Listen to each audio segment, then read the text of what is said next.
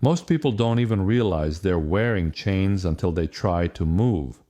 That's the power of control. It's not enforced, it's accepted. You don't need bars when people believe the walls are just part of the landscape. You don't need shackles when people willingly carry their own weight. They told you this is how the world works, that you must earn your survival, that if you work hard enough, grind long enough, sacrifice enough, one day you might break free. But tell me this, why does freedom have a price tag?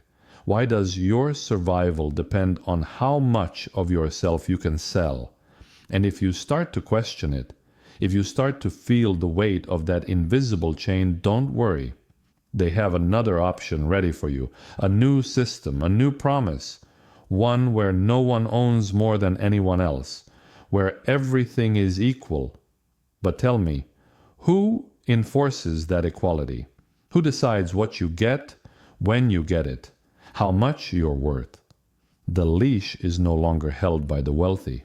Now, it's held by the state, and you are still not free, because power never disappears. It only changes hands, and the cruelest trick they ever played was convincing you that these are the only two choices, that freedom comes from submitting to the market, painted in stars and stripes, or to the system, painted in red, that you must either kneel before the empire that sells its chains as opportunity, or bow before the order that strips you of possession in the name of unity. But the illusion doesn't stop there. There is another line drawn, one not of labor but of the unseen, a force that does not chain your hands but your soul. It whispers in many tongues, in many names, each one claiming to hold the light, each one branding all others as false. It speaks of salvation wrapped in obedience, of submission disguised as faith. And yet faith is not the problem. Ownership is. They tell you the highest truth has been found, that it has been written, codified, contained within walls built by human hands.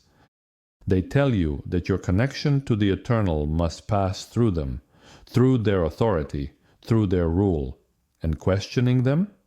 That is the highest sin.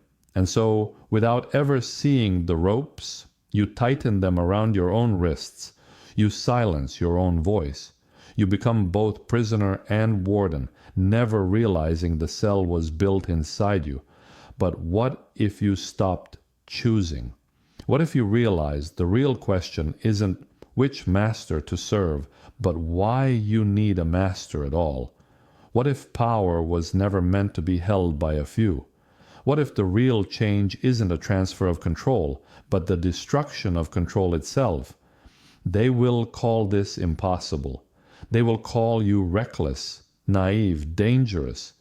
But ask yourself, who benefits from you believing that? Because the moment you stop obeying, the moment you see through the illusion, the moment you recognize that your power was never something to be given, it was something to be taken back, that's the moment they lose everything.